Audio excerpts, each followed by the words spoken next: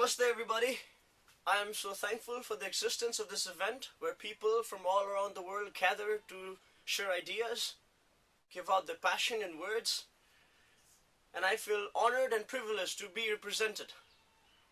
I'm speaking from a rural village in Nepal, Chisapani village. It is very beautiful out here and my people are very knowledgeable. If knowledge is power, why are my people so powerless? They can solve their problems communally. They raise their own food. They do not depend much on oil. They do not depend on the external world out there, but my people are powerless. Most adults in our village cannot read and write.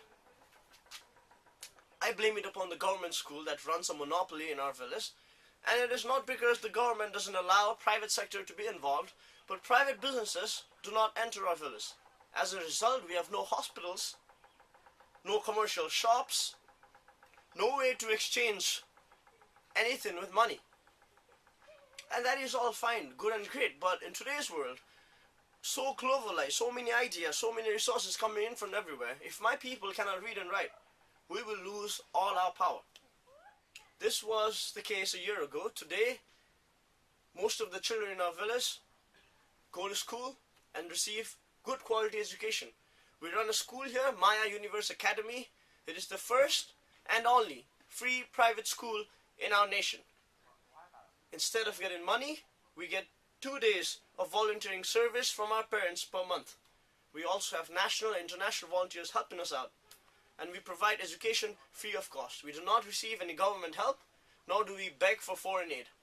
And today I want to share my experiences and thoughts so that more people, more communities in other parts of the world and Nepal can do the same and run a school without foreign aid, without government help, using the community to help out, using their knowledge.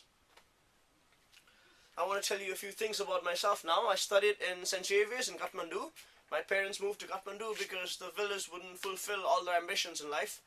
And we had a lot of volunteering teachers, Nepalese and foreign.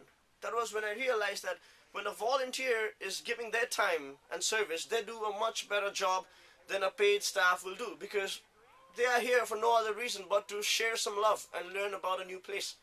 For further studies, I went to India, to a United World College. We had students from over 70 different countries studying with us. And I learned more from interacting with them than from sitting in the classroom and reading some books. Furthermore, I was awarded a full scholarship to study in America. I was in a school where we were all studying human beings, human ecology. Along the studies, my friends and I decided we were going to travel to different parts of the world and see what is the world like. I mean, we are students of anthropology, and can we learn about people and communities sitting in a classroom, reading a book and discussing it together? This passion for meeting new people, traveling to new places, has taken me to many parts around the world, and be it North America, Central America, Asia or Europe, what we saw as a major problem, a disease in today's world, is money. Money, which is supposed to be just a medium of exchange, has turned into the reason for all exchanges. Students go to school, pick classes and subjects in order to get a job that will get them rich. Issues of the environment, values, religion, beliefs, culture has taken a backseat. As long as you can earn money, you can be the cruelest person in the world. And if you can't earn money, being the kindest does not help you. So we decided to experiment, to choose a location in the world where people are not used to dealing and living day to day with money, where people have not really gone outside so much, where children are very much into the community and you solve the problems of the community within the community. We selected this village from where I'm speaking right now, Chisapani village.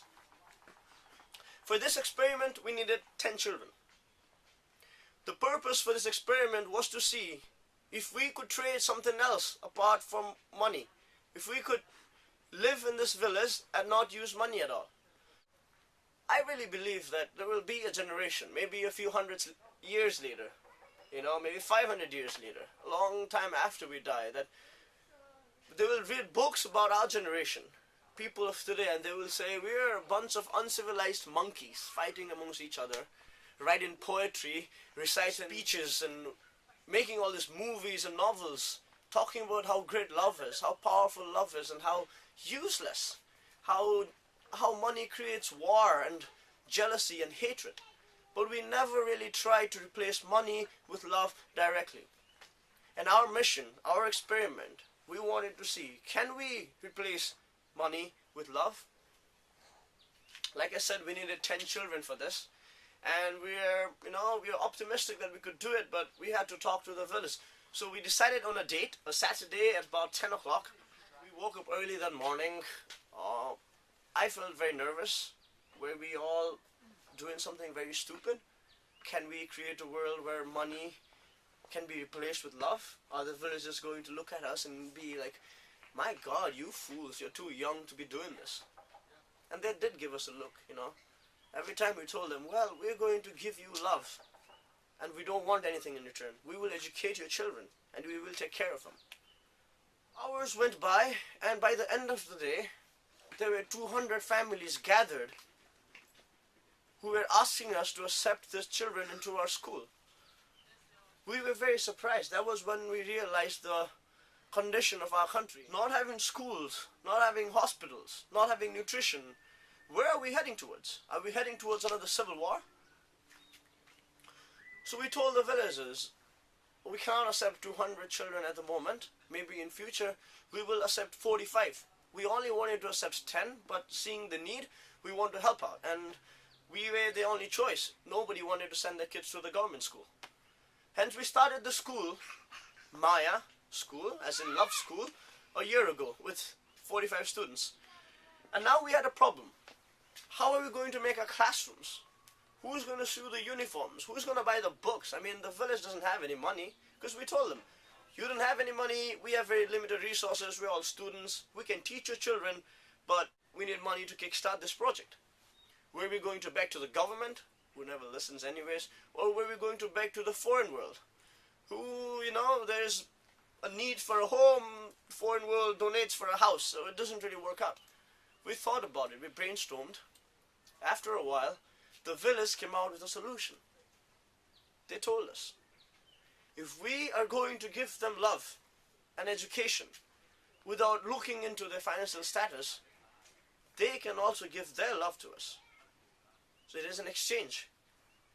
They may not have money, but they know a lot of things. They told me, hey, we can build your classrooms, we can sew your uniforms, we can make paper, we will teach you how to raise animals, we will teach you how to make handicraft products, we will give all our knowledge to you. Our knowledge of natural herbs, you can do something with it. That is what we can give you, if you can give us your school for free. Started the project, we started an organic farm, we are running it right now, and with the help of this farm, any money we generate, we use it to buy stationery, we use it to buy new teaching materials like this whiteboard out here, like that map out there. Many more volunteers started showing up from Kathmandu city, from other cities, and even from hills and other rural areas to learn and see what's going on.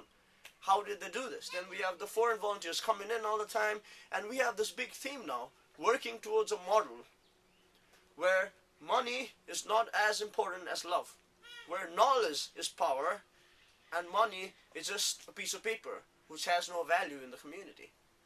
This experiment may not be over anytime soon, but this kind of a model is really working out here.